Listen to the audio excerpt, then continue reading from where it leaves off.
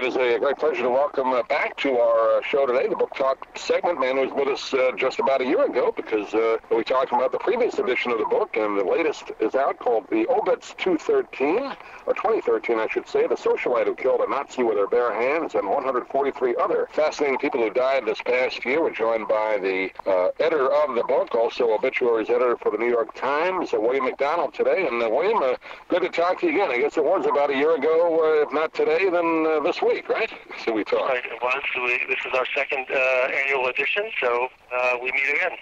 What was the reaction for the first edition? It was a fascinating book to read. Obviously, it did well because you have a second edition.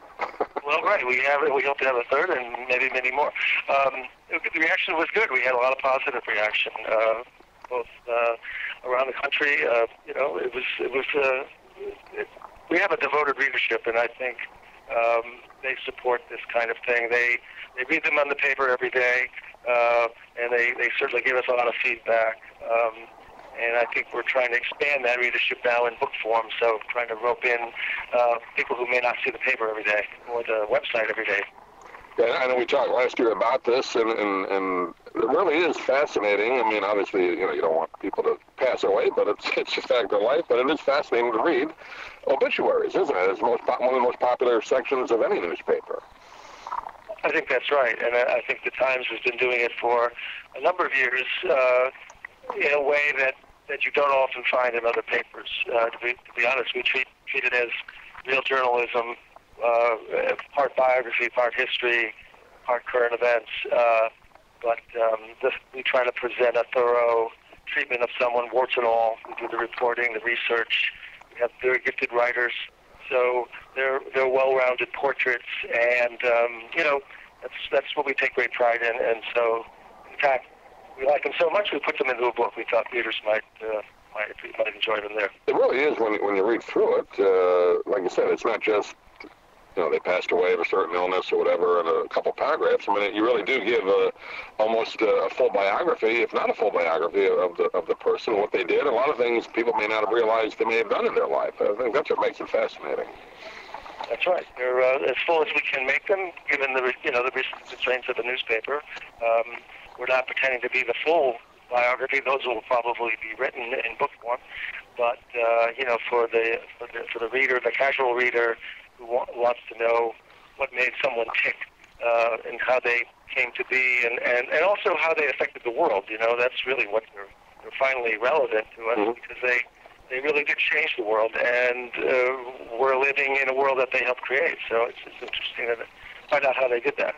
What is? You kind of mentioned it there in that last answer, but what are the things that determine who gets an obit in the paper of this magnitude? I'm not talking about somebody that, a neighbor that passed away, but somebody of this magnitude. It's not just showbiz people, obviously, or politicians. There are other people in other facts, walks of life that make it, right? That's right. We don't discriminate against any particular kind of people. We look at business people, scientists, sports, you name it. Anyone who really made a mark in a significant way. And again, it's always a bit of a judgment call, because you can always make a case for or against someone. But in most cases, it's pretty plain. It's pretty obvious what someone did. If they invented something, if they made an advance in science that saved lives, there's no real argument there. The famous, obviously, movie stars, sports figures, politicians, etc. You don't get an argument there. It's often, though, the interesting part of the job is finding people who've been sort of under the radar and nevertheless did something significant and important, but just haven't been that well recognized for it. So part of what we do is shine a light on those people, and bring them some recognition, even if it's after they're dead. But that's part of the job. Yeah, I thought it was kind of interesting. You have people, obviously, like Steve Jobs, well known, obviously, for the whole computer situation which he was part of, and then other people that people may have remembered from their childhood, whoever. You have a guy that was the king of Simon Says. He passed away. I mean, it goes that gamut. That's what makes it interesting. They are. Those are characters who, and they were characters in this way. He was quite one. Joe Goldstein, I believe his name was. He worked in the Catskills and became famous in a small way.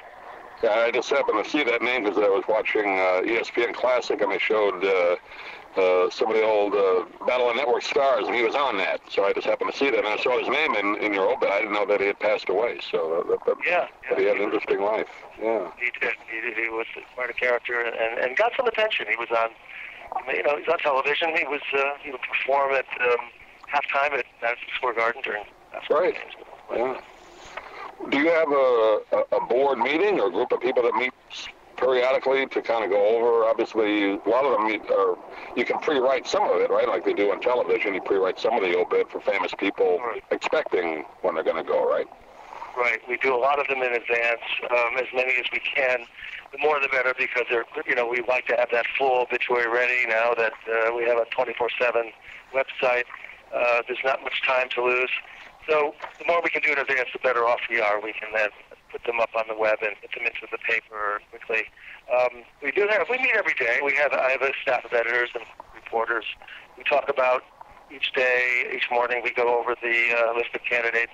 And of course, some people are going to be dying in the afternoon or even at night. So you never know. It's always I get phone calls at very odd hours about so and so. So you have to be constantly prepared for that, the unexpected. But we do generally just go over the names every morning and make selections. And you don't always realize how many people have passed away until you get a book like this, or when they do these year-enders on television. You talk about show business greats, Andy Griffith, a television icon, Ernest Borgnine, great actor, just from show business right there, and Mike Wallace from television, Andy Rooney as well, Dick Clark. So, I mean, a lot of giants passed away this year.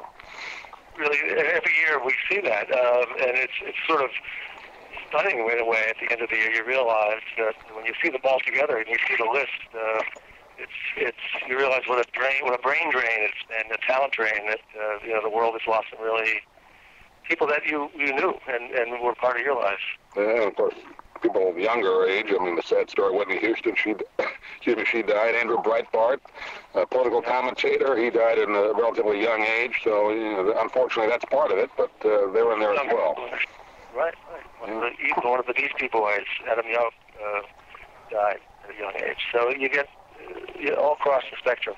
Yeah. Mostly elderly, but... Well, this is a fascinating book, and William McDonald has been our guest on the show today, and obviously available in all the bookstores. Do you have a particular website, William? People can get a hold of this or get a hold of you if they like? There's we have a website that sells the book directly at the Times. It's www.nytstore, S-T-O-R-E, that's nytstore.com/books if you want to be more specific. And they're also available in stores and on other websites that sell books, so they can be easily found.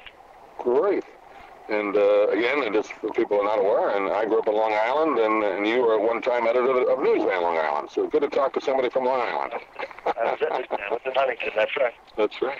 All right. William, good to talk to you. Thanks for joining us today. Thank you.